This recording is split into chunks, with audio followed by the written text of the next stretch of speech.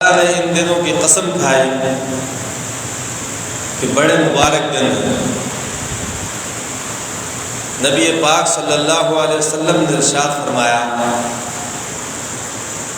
ذی الحج کے شروع کے 10 دن ان میں راتوں میں عبادت کرنا ایسا ہے گویا کہ لیلۃ القدر میں عبادت کرنا۔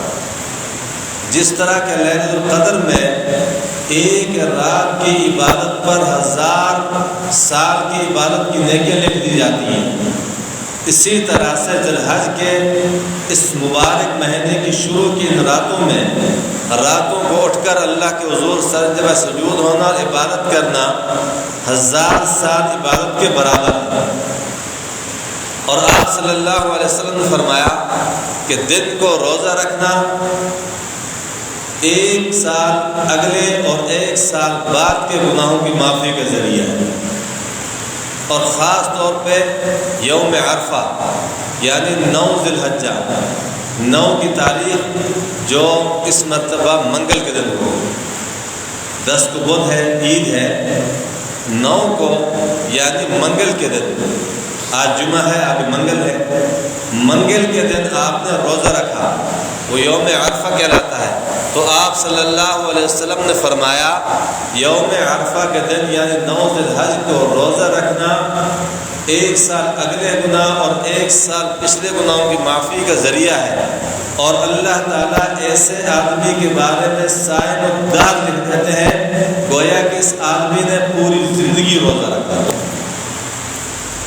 بڑے مبارک دن ہیں اور ان کی قدر کرنی چاہیے۔ جتنا ہم سے ہو سکے عبادت کریں، دن رات کی عبادت میں مصروف ہے اور کچھ نہیں، سبحان اللہ، الحمدللہ، اللہ اکبر، درود پاک کی کثرت، قرآن کریم کی تلاوت، اس کو اپنا معمول اور عادت بنا لیں۔ دوسری بات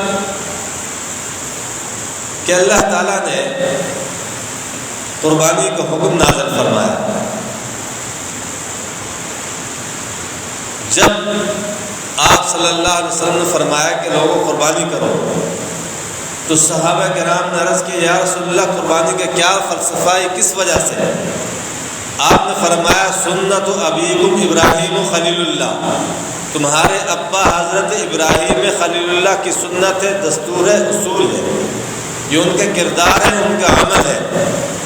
صحابہ کرام چونکہ جنت کے متلاشی تھے، نیک اعمال کے حریص اور لالچی تھے، ہر صحابی یہ چاہتا تھا، ان کے اندر نیک اعمال کرنے کی اتنی حرص تھی، اتنی لالچ تھی، ہم تو دنیا کے پجارے اور دنیا کے لالچی ہیں۔ ہر صحابی یہ چاہتا تھا، یا رسول اللہ میرے کام میں کوئی ایسا عمل بتا دیجئے، خالص مجھے کوئی ایسا کام بتا دیجئے کہ وہ کام میں کروں، وہ عمل میں کروں، کوئی اور نہ کرے، اور وہ کام کر کے میں جنت کے منازل حاصل کر سکوں، جنت کے درجات حاصل کر سکوں۔ اس لیے صحابہ نے عرض کیا، یا رسول اللہ قربانی کرنے سے ہمیں کیا حاصل ہوگا؟ آپ نے فرمایا فی کل شعر حسنہ، ہر ایک بال کے بدلے تمہیں نیکیاں ملیں گی۔ جانور کے جسم پر جتنے بال ہیں اتنی تمہیں نیکیاں ملیں گی۔ اب بال کتنے ہیں کوئی گن نہیں سکتا، جانور کے بال کوئی گن نہیں سکتا۔ ہمارے سر کے بال موٹے ہیں، داڑھی کے بال موٹے ہیں، ہم اپنے سر کے اور داڑھی کے بال نہیں گن سکتے، تو جانور کے بال ہم کیسے گن سکتے ہیں؟ اصل میں آپ صلی اللہ علیہ وسلم نے سمجھانا تھا کہ جس طرح جانور کے جسم پہ بال تم نہیں گن سکتے، اسی طرح سے قربانی میں اللہ پاک جو اجر اور ثواب عطا فرمائیں گے وہ تم گن نہیں سکتے، بے شمار اجر و ثواب اللہ پاک عطا فرمائیں گے۔ اور آپ صلی اللہ علیہ وسلم نے فرمایا جب قربانی کرنے والا جانور کے گلے میں چھری چلاتا ہے، بسم اللہ اللہ اکبر، تو جانور کے گلے کے کٹنے اور خون کے زمین پہ گرنے سے پہلے اللہ تعالیٰ اس کے تمام صغیرہ گناہوں کو معاف فرما دیتا ہے۔ قبل احراق الدم، خون کے گرنے سے پہلے پہلے چھری رکھی اور وہ خون جو دم مسفوح کہلاتا ہے، ناپاک کہلاتا ہے، جسم پہ لگے جسم ناپاک، کپڑوں پہ لگے کپڑے ناپاک، زمین پہ گرے زمین ناپاک، اس گندے خون کے بہنے پر اللہ پاک گناہ معاف فرماتا ہے۔ کتنا اجر و ثواب۔ اور ایک حدیث میں آپ صلی اللہ علیہ وسلم فرمایا، جس شخص کے پاس قربانی کی گنجائش اور قربانی نہ کرے وہ ہمارے عیدگاہ کے قریب نہ بڑھ کے، اس کا ہماری ملت سے مذہب سے کوئی تعلق نہیں ہے۔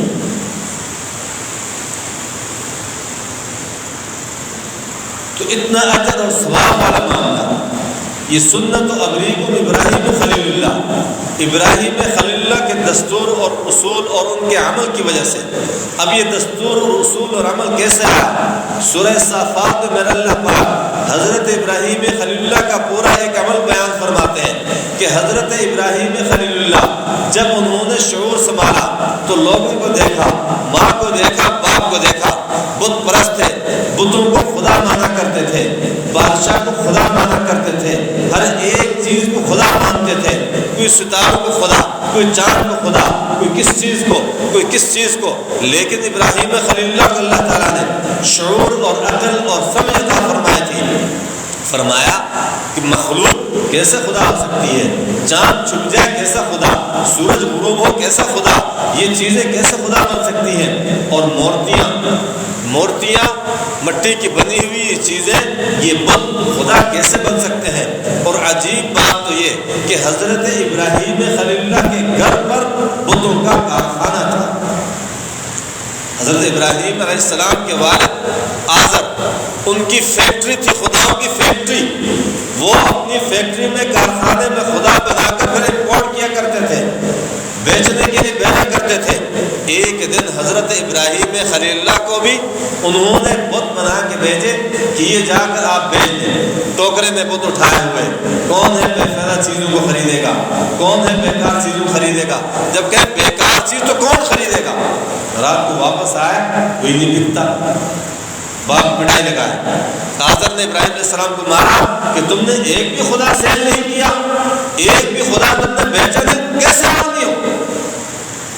پھر ایک دن پھر بھیجا، ابراہیم علیہ اللہ نے کسی کی ناک میں، کسی کے کان میں سوراخ کر کے رسی ڈال کر گلی میں گھسیٹتے ہوئے لے کر گئے۔ کون ہے بیکار چیزوں کو خریدنے والا، کون ہے مورتیوں کو خریدنے والا، کون ہے بتوں کو خریدنے والا۔ رات کو ٹوٹ ٹاٹ کے کسی کی ناک ٹوٹی، کسی کی آنکھ ٹوٹی ہوئی، کسی کی کچھ اور ٹوکرے میں لا کے، بھائی کیا ہوا، کوئی نہیں خریدتا۔ یہ ٹوٹے کیسے؟ یہ آپ ان سے پوچھیں کہ کیسے ٹوٹے، خدا سے پوچھیں کہ کیسے ٹوٹے۔ تو ایسے لوگ، ایسے معاشرے میں حضرت ابراہیم خلیل اللہ نے جب آنکھ کھولی اور یہ سارا معاشرہ جو فرماتے کہ تمہاری عقل کام نہیں کرتی کہ مورتی کو خدا مانتے ہو، آخر کار پورا معاشرہ، پورا ماحول مخالف ہو گیا، اور اتنا مخالف ہوا کہ ابراہیم خلیل اللہ کو اپنے ملک سے نکلنا پڑا، جس کا رب کریم نے منظر بیان فرمایا، وَقَالَ إِنِّي ذَاهِبٌ إِلَىٰ رَبِّي سَيَهْدِينِ، میں رب کریم کے دربار میں حاضر ہوتا ہوں، رب کے لیے میں سب کچھ چھوڑ چھاڑتا ہوں، میرا اللہ پاک مجھے رحمت عطا فرمائے۔ اور رب هب لي من الصالحين، یا اللہ نیک اولاد عطا فرما دے۔ ایک اکیلا ہوں، بڑھاپا ہے، اولاد ابھی تک نہیں۔ رب کریم نے فوراً سے ابراہیم خلیل اللہ کو قربانی دی، ابراہیم خلیل کی دعا قبول ہوئی، فبشرناه بغلام حلیم۔ ابراہیم خلیل اللہ مانگنا آپ کا کام تھا، دعا قبول کرنا ہمارا کام۔ نبی نے جب رب سے مانگا تو ہم پھر ولی سے کیوں مانگے؟ جب خلیل اللہ سے مانگے اولاد، اور ہم جا کے میزانوں سے کیوں مانگے؟ ہم جا کر گھوڑے کے نیچے سے گزر کے کہتے ہیں جی گھوڑا تو ہمیں بچہ دے۔ کسی قبر والے کے پاس جا کر اپنی پیشانی کو رگڑ رگڑ کہتے ہیں تو ہمیں بچہ دے دے۔ لا حول ولا قوت الا باللہ۔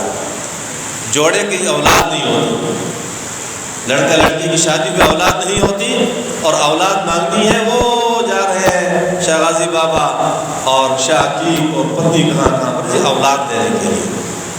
اور رب هب لي من الصالحین. قرآن ہمارا ایمان بنا رہا ہے کہ ابراہیم خلیل اللہ نے فرمایا اللہ آپ ہی اولاد دینے والے، اولاد بھی دے وہ بھی نیک ہونی چاہیے، بری اولاد سے اللہ پاک بچائے. بری اولاد پر مصیبت بن جاتی ہے تو نیک اولاد مانگی.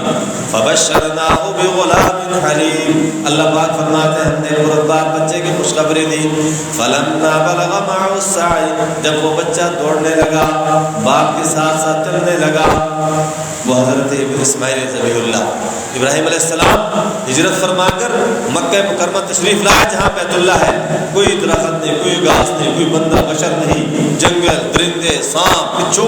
وہاں آ کر اپنی بیوی کو چھوڑا، نومولود بچے کو چھوڑا. کھانے کا انتظام نہیں، پینے کا انتظام نہیں، رب کریم نے سب کچھ کا انتظام فرما دیا. اب اس میں حضرت ابراہیم علیہ السلام واپس شام تشریف لے گئے. واپس تشریف لائے، دیکھا کہ بچہ تھوڑا بڑا ہو چکا تھا، چلنے پھرنے لگا تھا. تو جب بچہ تھوڑا بڑا ہو، چلنے پھرنے لگے، تودلی باتیں کرے، پیاری پیاری باتیں کرے، بڑا پیارا لگتا ہے. ایسے موقع پر ابراہیم خلیل اللہ پر اللہ پاک نے ایک اور حکم نازل فرما دیا. فلما بلغ معه السعي قال يا بني إني أرى في المنام أني أذبحك. بیٹے لڑکپن میں ہو، بہت اچھے لگتے ہو، بہت پیارے لگتے ہو، لیکن رب کریم نے خواب میں مجھے حکم ارشاد فرمایا ہے کہ میں آپ کو ذبح کروں. مسلسل 1 دن 2 دن 3 دن 4 دن. نبی کا خواب سچا ہوتا ہے، نبی کا خواب بھی وہی ہوا کرتا ہے. بار بار خواب دیکھا. ابراہیم علیہ السلام سمجھ گئے کہ رب کریم مجھ سے ہی بچے کی قربانی مانگ رہے ہیں. فانظر ماذا ترى. اشارہ اس طرف ہے، بیٹے میں نے تو آپ کی قربانی کرنی ہی کرنی ہے، اب آپ بتاؤ آپ کی کیا رائے ہے، آپ کا کیا خیال. فانظر ماذا ترى. آپ جو بھی سوچو، آپ ہاں کرو تو میں نے ذبح کرنا ہے، نہ کرو تو ذبح کرنا ہے. فانظر ماذا ترى صاف طور پہ بتا دیا. قال يا أبت افعل ما تؤمر. آگے اگر بچہ بھی تو ابراہیم علیہ السلام کا تھا نا، تربیت یافتہ کرانا، اچھا کرانا، اولاد بھی اچھی نکلتی ہے. اچھی تربیت اس کا اثر ہوتا ہے. احادیث میں تفصیلی واقعہ موجود ہے کہ جب حضرت ابراہیم علیہ السلام نے فیصلہ فرمایا کہ اسماعیل ذبیح اللہ کو ذبح کرنا ہے، بیوی سے کہا کہ بچے کو نہلاؤ، دھلاؤ، سرما لگاؤ، کنگھی کرو، تیل لگاؤ، مہمان نوازی میں جانا ہے. اسماعیل علیہ السلام کی والدہ نے تیار فرما لیا. شیطان اللعین آیا. حاجرہ کیا ہوا، کیا کر رہی ہو؟ مہمان نوازی میں باپ بیٹا جا رہے ہیں. بچے کو تیار کیا، بچے کو تیار کیا ہے. نہیں تم سمجھے نہیں، ابراہیم اس بچے کو ذبح کرے اس لیے لے کے جا رہے ہیں. ارے بے وقوف، بڑھاپے میں ادھیڑ عمر میں بیٹا ملا، رب کریم سے مانگ مانگ کر اور اب اس کو باپ ذبح کر دے. بولے کیسے ہو سکتا ہے؟ کہاں ایسے ہو سکتا ہے، اس لیے کہ ابراہیم کو اس کے رب نے حکم دیا ہے. اچھا ابراہیم نے حکم دیا ہے تو پھر بیوی تو آخر بیوی تھی نا، پھر بنی ہوئی. ہماری بیوی سے ایسا کہے تو 4 جوتے سر پہ لگیں گے، سینڈل کی ایڑیاں ٹوٹ جائیں گی سر پہ کر، کیونکہ تربیت بہت اچھی ہے. موبائل کی، نیٹ کی، ٹی وی کی، کیبل کی تربیت اور بہت ساری ایسی چیزیں جس نے ہمارے معاشرے کو تباہ و برباد کر رکھا ہے. اچھا رب نے فرمایا ہے تو پھر ایک اسماعیل تو کیا، اگر ایسے ہزاروں اسماعیل بھی ہوں اور رب کریم فرما دے قربان کر دو، ہماری جان بھی قربان، ہماری اولاد بھی قربان. رب نے فرمایا ایک اسماعیل تو کیا، ہزار اسماعیل قربان کرنے کے لیے تیار، اور ایک اسماعیل تو کیا میری جیسے ہزار جانیں وہ بھی قربان کے لیے تیار. شیطان اللعین ناکام ہوا. چل پڑے باپ بیٹا، روکتا ہے، ورغلاتا ہے. ابراہیم کیا ہوا؟ خواب کی تو بات ہے، کیوں ایسا کر رہے ہو؟ خواب میں تو اچھا بھی نظر آتا ہے، برا بھی نظر آتا ہے. ابراہیم علیہ السلام نے بڑا مقابلہ کیا، روکا روکا، آخر کا شیطان اللعین باز نہیں آیا تو پتھر مارے. یہ کنکر، یہ کنکر، یہ کنکر، جسے آج کی زبان میں رمی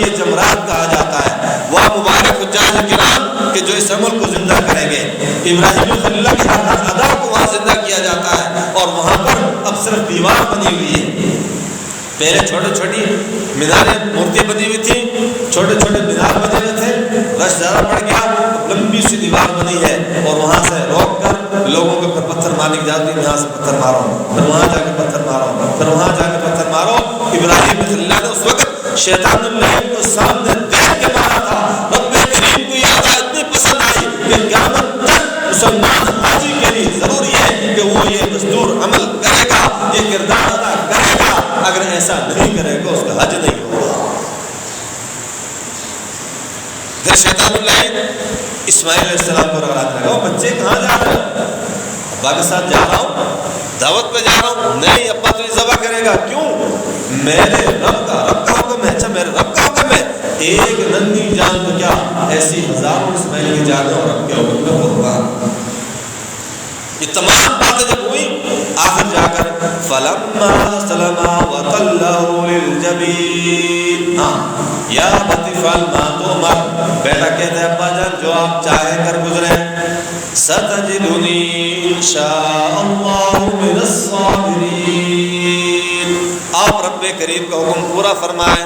ان قریب اللہ نے چاہا تو میں صبر کر سکوں گا, اللہ نے نہیں چاہا تو ہو سکتا ہے صبر نہ ہو سکے, لیکن انشاءاللہ صبر ضرور کروں گا.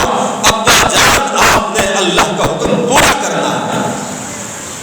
فلما سلما, جب دونوں تیار ہوئے باپ کاٹنے کے لیے, بیٹا کٹنے کے لیے, باپ ذبح کرنے کے لیے, بیٹا ذبح ہونے کے لیے. یہ منظر ذرا سینے پہ ہاتھ رکھ کے اور اپنا چھوٹا سا منا بچہ ہو اور پھر اس کو دیکھ کر ذرا سوچو, پھر پتہ چلے سینے پہ ہاتھ رکھ کر کہ انسان تو اپنے لگتے جگر کو اللہ کے حکم کے لیے کیسے قربان کرتا ہے. اسلم وتلہ للجبین وتلہ للجبین, منہ پیشانی نیچے پیٹھ اوپر. اور یہ بھی اسماعیل علیہ السلام کی فرمائش پر ہوا. کٹنا تو یہاں سے تھا, کرنا تو یہاں سے تھا, لیکن حضرت اسماعیل علیہ السلام فرمایا ابا جان اللہ کے حکم کو پورا کرنا ہے, اس میں کوئی شک نہیں, اس کو لازماً پورا کرنا ہے, لہذا بشری تقاضا ہے وہ انتظام بھی پورا کیا جائے. اگر آپ نے مجھے سیدھا لٹایا, میری نگاہیں آپ پہ پڑ گئی, آپ کی نظر مجھ پہ پڑ گئی, ہو سکتا ہے کہ ابا کی رحمت میرے دل میں آ جائے, میں پھڑک جاؤں, آپ کے دل میں میری محبت جاگ جائے اور آپ اللہ کے حکم کو نہ پورا کر سکے, آپ کے ہاتھ نہ پڑ جائے اور یہ اللہ کا حکم رہ جائے, میں ذبح نہ ہوں, آپ ذبح نہ کر سکیں. لہٰذا اور مجھے لٹانا کہ میری نظر آپ پہ نہ پڑے, آپ کی نظر مجھ پہ نہ پڑے اور یوں میں کٹ جاؤں, آپ کاٹے رب کا حکم پورا ہو جائے. میں کٹ جاؤں, آپ کاٹے, میرا رب کا حکم پورا ہو جائے. وَتَلَّهُ الْجَبِينَ, الٹے منہ اٹھایا, بسم اللہ اللہ اکبر, بسم اللہ اللہ اکبر. چھری چل رہی ہے, چھری کاٹتی نہیں. رب کریم نے پوری دھرتی اس لمحے پوری دنیا کی چھریوں سے کاٹنے کی صلاحیت فرما دی. یہ چھری بھی تو رب کے حکم سے کٹتی ہے, اللہ کو حکم نہ ہو چھری کاٹتی نہیں. رب نے تاثیر فرما دی. زور لگا رہے ہیں, ایک نبی کاٹنا چاہ رہا ہے, نیچے بھی نبی بننے والا وہ کٹنا چاہ رہا ہے. رب کریم کا حکم نہیں تو کچھ نہیں ہو سکتا. ایمان بناؤ, ایمان بناؤ, ہوگا وہی جو رب سے ہوگا. رب کے علاوہ نہ کوئی نبی کچھ کر سکتا ہے, نہ کوئی ولی کچھ کر سکتا ہے. سب اللہ کے محتاج, سب اللہ کے محتاج, اللہ کے علاوہ کوئی کچھ نہیں کر سکتا. بسم اللہ اللہ, اللہ تعالیٰ نے فوراً حضرت ابراہیم کو بھیجا. حیران رہ گئے کہ باپ بیٹے کو ذبح کر رہا ہے.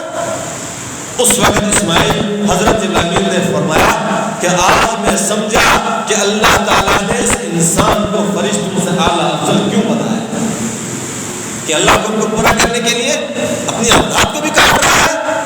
بڑا عجیب مفہوم ہے. ہم فرشتوں پہ حکم ہوتا کہ تمہاری اولاد ذبح کر, ہو سکتا ہے نہ کر سکتے. آئے اور فوراً سے کہہ دیا. اسماعیل علیہ السلام ابراہیم علیہ السلام لگے ہوئے ہیں, کٹنے میں کٹانے میں. اللہ اکبر, بسم اللہ اللہ اکبر. حضرت ابراہیم تشریف لائے, پیٹ پیچھے کھڑے, اللہ اکبر اللہ اکبر. اللہ سے حد سے بڑا ہے، اللہ سب سے بڑا ہے۔ واہ ابراہیم تو نے کتنا بڑا کام کر دکھایا، کتنا بڑا کام کر دکھایا، فرشتے بھی حیران ہیں۔ حضرت اسماعیل علیہ السلام نے 2 تکبیریں سنی، بسم اللہ اللہ اکبر، اللہ اکبر اللہ اکبر، تو چھری کے نیچے کڑھنے والے اسماعیل سمجھے کہ رب کریم کی کوئی فضل اور احسان میں بات آ رہی ہے، رب نے کوئی کرم فرما دیا، اور چھری کے نیچے فرما رہے ہیں لا الہ الا اللہ واللہ اکبر۔ اے آواز دینے والے، اگر کوئی امتحان اور مسئلہ ہے تو اللہ کے علاوہ کوئی نہیں، اللہ سب سے بڑا ہے، اور میں اللہ کے لیے کڑھنا چاہتا ہوں۔ اللہ تعالیٰ نے 3 تکبیرات، ابراہیم علیہ السلام، جبرائیل امین اور حضرت اسماعیل علیہ السلام کی تکبیرات کو جوڑ کر امت کو حکم دیا کہ 9 ذی الحج کی فجر سے لے کر 13 کی عصر تک روزانہ ہر ایک عاقل بالغ مرد، مسلمان عورت، مرد سب کے لیے ضروری ہے کہ ہر نماز کے بعد اتنی اونچی آواز سے تکبیرات کہیں کہ تو خود سن سکے۔ یہ پڑھنا واجب، اگر نماز میں فرض نماز کے بعد نہ پڑھ سکے، بھول گئے، بعد میں جس وقت بھی یاد آ جائے فوراً سے تکبیرات پڑھیں گے۔ کیسے کردار اللہ نے کیسے قبول فرمایا؟ وَنَادَيْنَاهُ أَن يَا إِبْرَاهِيمُ، اللہ فرماتے ابراہیم تو نے بڑا کمال کر دکھایا، قد صدقت الرؤیا، آپ نے اپنا وعدہ سچا کر دکھایا، انا كذلك نجزي المحسنین، ہم یوں ہی اپنے نیک بندوں کو بہترین بدلہ دیتے ہیں نا۔ ان هذا لهو البلاء المبین، بے شک بیٹے کو ذبح کرنا کوئی آسان کام نہیں تھا، یہ بہت بڑی آزمائش تھی جو آپ نے پوری کر لی۔ ان هذا لهو البلاء المبین، بہت بڑی آزمائش۔ اب اس آزمائش کے بدلے میں وَفَدَيْنَاهُ بِذِبْحٍ عَظِيمٍ، اللہ فرماتے ہم نے اسماعیل علیہ السلام کے بدلے میں قربانی کے لیے دمبا دے دیا، بِذِبْحٍ عَظِيمٍ، جسے اللہ نے فرمایا کیونکہ جنت سے آیا وہ دمبا تھا۔ وَتَرَكْنَا عَلَيْهِ فِي الْآخِرِينَ، ہم نے یہ حکم جاری کر دیا بعد والوں کے لیے کہ ہر مسلمان قربانی کرے گا نا۔ سلام علی ابراہیم، سلامتی ابراہیم علیہ السلام پر، كَذَلِكَ نَجْزِي الْمُحْسِنِينَ، ہم یوں ہی اپنے نیک بندوں کو بدلہ دیتے ہیں۔ جبرائیل نے لا کے دمبا کھڑا کیا، کہا کہ اب بچے کو چھوڑ دیں اور بچے کی جگہ پر یہ دمبے کی قربانی کریں، اللہ پاک آپ کی قربانی کو پورا فرمائے۔ چنانچہ ابراہیم علیہ السلام نے دمبے کو پکڑا اور دمبے کی پھر قربانی فرمائی۔ اب یہ دستور و اصول ہم سب کے لیے، ترکنا فی الآخرین، ہم سب کے لیے اللہ تعالیٰ نے اس قربانی کو حکم جاری فرمایا کہ ہم جب تک مسلمان قیامت تک باقی ہے ہر ایک کے لیے قربانی کا عمل جاری رہے گا، تکبیرات کا کردار جاری رہے گا، سنت ابراہیمی کے مطابق حج کرنا ضروری ہوگا۔ وہاں جب حج جائیں گے تو جو کردار و عمل حضرت ابراہیم علیہ السلام نے اور ابراہیم علیہ السلام کی حضرت سارہ نے جو کام کیے ہیں وہ سارے کام کرنے پڑیں گے، کیونکہ خلیل اللہ کا دستور دوست کیا ہوا عمل ہے، اور محبوب دوست کا عمل محبوب دوست اس کو زندگی بھر یاد رکھتا ہے۔ رب کریم کے خلیل تھے ابراہیم علیہ السلام، رب کریم کو کردار اتنا پسند آیا کہ قیامت تک اپنے دوست کے ہر عمل کو جاری اور ساری ہو۔ اگر وہ جاری ساری نہ ہوتا، ہو سکتا ہے آج بھی نہ بولتے، ایک دستور جاری فرما دی میں اللہ تعالیٰ نے۔ تو دوستو قربانی کا عمل حجاج کرام الحمدللہ پہنچ گئے، اللہ پاک ان کی حاضری کو قبول فرمائے، ہم کو قبول فرمائے۔ اب جو ہمارے لیے عمل ہے، ایک تو جو دن گزر رہے ہیں اس کی ہم عبادت کریں، خوب عبادت کریں، بڑے قیمتی دن ہیں، قیمتی دن ہے، ان کی قدر کریں، خوب عبادت کریں۔ نمبر 2 قربانی کا عمل، قربانی کے نصاب کے متعلق سے گفتگو ہوتی رہتی ہے، پچھلے جمعے میں مختصر سی بات ہوئی تھی، آج پھر یہ بات عرض کروں کہ اگر کسی شخص کے پاس 52.5 تولہ چاندی یا 7.5 تولہ سونا، کوئی ایک چیز یا پھر دونوں چیزیں ملا کر تھوڑی سی چاندی، تھوڑا سا سونا ہے اور تھوڑی سی نقد ہے، تینوں چیزوں کو ملا کر اگر 52.5 تولہ چاندی کی مالیت کے برابر کسی کے پاس گھر کی ضرورت سے زیادہ سامان ہو یا نقد موجود ہو، اس میں قربانی واجب ہے۔ اس وقت آج کے ریٹ کے مطابق قربانی 52.5 تولہ چاندی جو ہے اس کی قیمت 4,11,162 روپے ہے۔ آج کے دن جو میں نے معلوم کیا 4,11,162 روپے 52.5 تولہ چاندی کی مالیت۔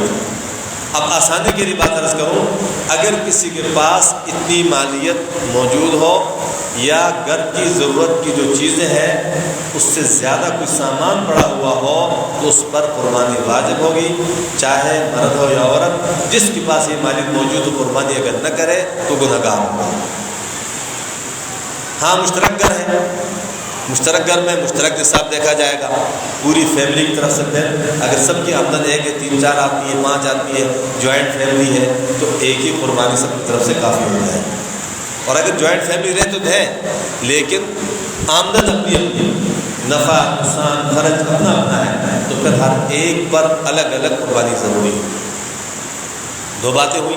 تیسری بات، بیوی کی قربانی مرد کرے گا تو کافی ہو جائے گا۔ ہاں اگر عورت کے پاس، بیوی کے پاس الگ سے مالیت اور نصاب موجود ہے، مثلا 4,11,162 روپے نقد یا پھر کچھ سامان ملا کر، سامان جو گھر کی ضرورت سے زیادہ ہے اس کی قیمت اتنی مالیت کی ہے تو اس پر الگ سے قربانی واجب ہو۔ مالیت نہیں تو شوہر نے قربانی کر لی سب کی طرف سے، مالیت ہے تو الگ۔ نمبر 4، گھر کے جو چھوٹے بچے ہیں، مثلا نابالغ بچے ہیں اور کسی بچے کے پاس اتنی مالیت موجود ہے، ویسے تو نابالغ میں واجب نہیں ہے لیکن نابالغ اگر صاحب نصاب ہوا تو اس پر بھی قربانی واجب ہوگی اور جو اس کے سرپرست ہوں گے اس کی طرف سے قربانی کریں گے۔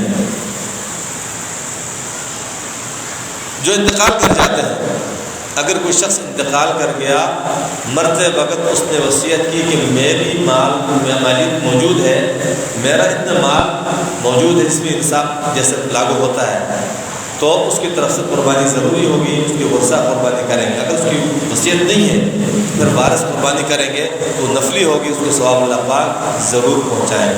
وصیت نہ ہو پھر ضروری نہیں، وصیت ہو اور مال نہیں پھر بھی ضروری نہیں ہے۔ یہ تو واجب نصاب ہے۔ اگر نصاب نہیں ہے، مالیت نہیں ہے، نفلی قربانی ہے تو نفل کے لیے نصاب نہیں ہے، قرض بھی لے کے کر سکتے ہیں، جتنی گنجائش ہو اس وقت آپ گنجائش بنا لیں، قربانی کر لیں۔ واجب قربانی کا ثواب آپ کو ہے، آپ کا واجب ادا ہوگا۔ نفلی قربانی اس کا ثواب جس کو نیت کریں اللہ پاک اس کو پہنچائیں گے، برابر کا ثواب پوری امت کو، سارے صحابہ کو، سارے انبیاء کرام کی آپ نیت کر لیں، سب کو اللہ پاک ثواب پہنچائیں گے۔ اور نفلی قربانی بہت زیادہ افضل ہے۔ آپ صلی اللہ علیہ وسلم نے 60 اونٹ، 63 70 اونٹ اپنی ہاتھ مبارک سے ذبح فرمائے۔ ترمذی میں، بخاری میں، تمام حدیث کتابوں میں، کتاب الاضاحی میں یہ حدیث موجود ہے کہ آپ صلی اللہ علیہ وسلم ذبح فرماتے تھے، یہ میری امت کی طرف سے، یہ قربانی میری امت کی طرف سے۔ اور جب تھک جاتے آپ چھری حضرت علی رضی اللہ تعالیٰ عنہ کو ایک سے اور صحابی کو دیتے، پھر وہ ذبح کرنا شروع کرتے اور اونٹ کے ذبح پہ ذبح، ثواب امت کو۔ اور امت اتنی بے وفا کہ ایک بھی قربانی اپنے نبی کی طرف سے نہیں کرتی۔ کم از کم ایک آدھ قربانی تو ہم اپنی قربانی حصے ملاتے ہیں، مثلا ایک جانور میں 7 قربانیاں ہوتی ہیں، جن کا نیت کیا آپ نے کر لی، اس کے بعد ایک قربانی کی نیت بھی پاک صلی اللہ علیہ وسلم کی کر لیں۔ اگر کوئی پورا جانور لیتا ہے، اگر پورا جانور نہیں لیتے، حصے ملاتے ہیں تو اس بڑے جانور میں 7 قربانیاں جائز ہیں، تو اس میں سارے مل کے ایک حصہ رکھ لیں، بہت افضل ہو جائے گا۔ تو آپ صلی اللہ علیہ وسلم کی طرف سے اور پوری امت کی طرف سے قربانی ہونی چاہیے۔ خاص طور پر نفلی لوگ جو ہے وہ ضرور نیت کر لیں، اس کا بہت بڑا اجر اور ثواب ہوگا۔ تو اللہ پاک ہمیں خاص طور پر قربانی کرنے کی توفیق نصیب فرمائے۔ اور تکبیرات تشریق انشاءاللہ اگلے جمعے میں پھر اس کی بات کریں گے۔ تکبیرات تشریق پڑھنے کے لیے ہمیں ذہن بنا لیں، اس کو بھی پڑھنا ضروری ہے۔ دیگر نئے اعمال کرنے کے اللہ پاک توفیق نصیب فرمائے، جو اس کا سنت بارگاہ میں قبول فرما لے۔